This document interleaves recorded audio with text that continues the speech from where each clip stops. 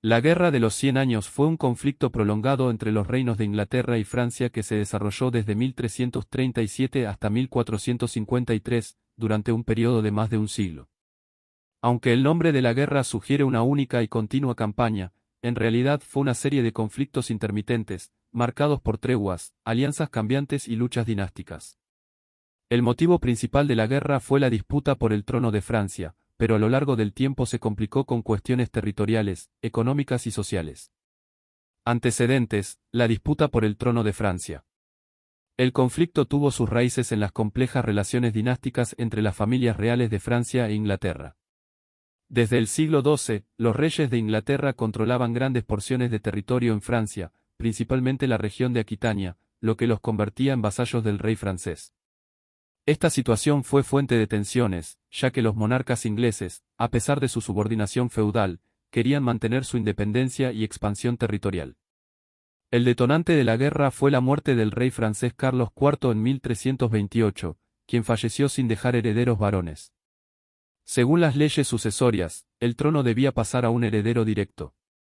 Sin embargo, surgió una disputa. Eduardo III de Inglaterra, nieto de Felipe IV de Francia por parte de su madre, Isabel de Francia, reclamó el trono francés.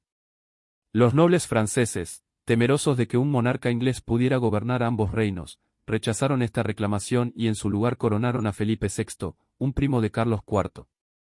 Esta decisión sembró las semillas del conflicto. Primeras fases de la guerra, 1337 a 1360. En 1337, Eduardo III se declaró legítimo rey de Francia, lo que marcó el inicio formal de la guerra. Durante esta primera fase, Inglaterra centró su estrategia en lanzar invasiones hacia el norte de Francia. Las fuerzas inglesas, aunque menos numerosas, estaban mejor organizadas y bien entrenadas, lo que les dio una ventaja táctica.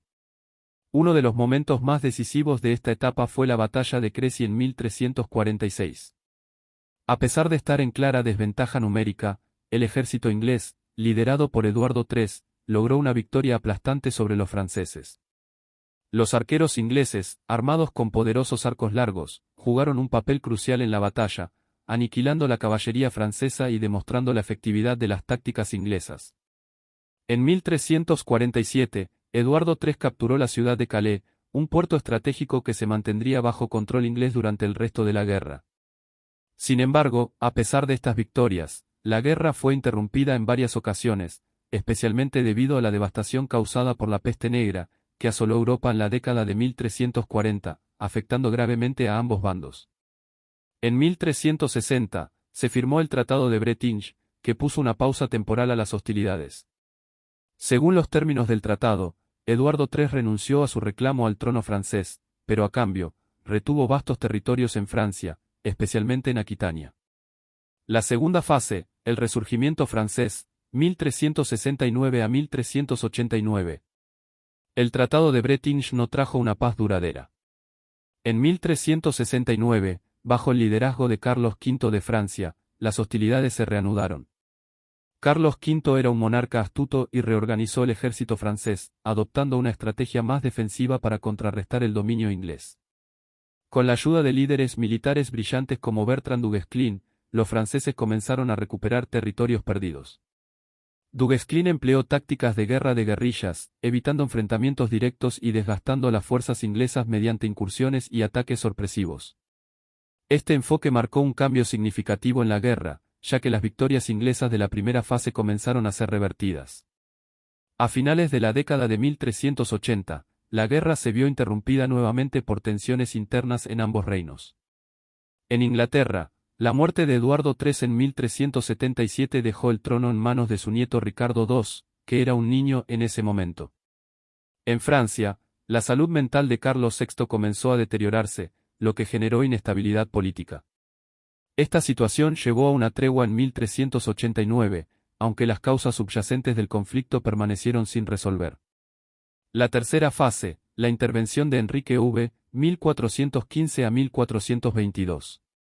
La tregua duró hasta principios del siglo XV, cuando Enrique V de Inglaterra, un rey ambicioso y decidido, renovó las reclamaciones inglesas al trono de Francia. En 1415, Enrique V lanzó una nueva invasión en lo que sería una de las campañas más famosas de la guerra. La batalla decisiva de esta fase fue la batalla de Agincourt en 1415. A pesar de estar enormemente superado en número, el ejército de Enrique V, compuesto principalmente por arqueros, logró una victoria aplastante sobre la nobleza francesa, que había subestimado a los ingleses.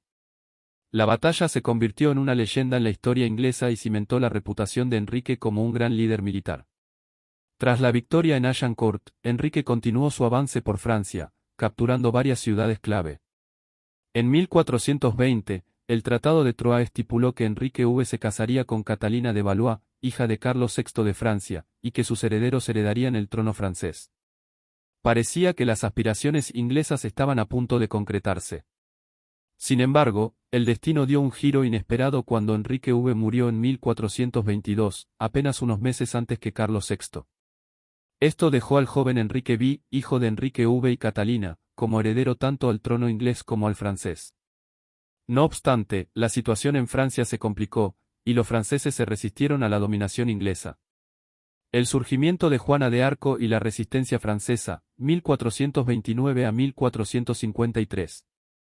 A pesar del aparente control inglés sobre Francia, los franceses no estaban dispuestos a rendirse. La resistencia se fortaleció, sobre todo en torno a la figura de Carlos VII, el delfín, heredero legítimo al trono francés, que no había sido reconocido por el Tratado de Troyes.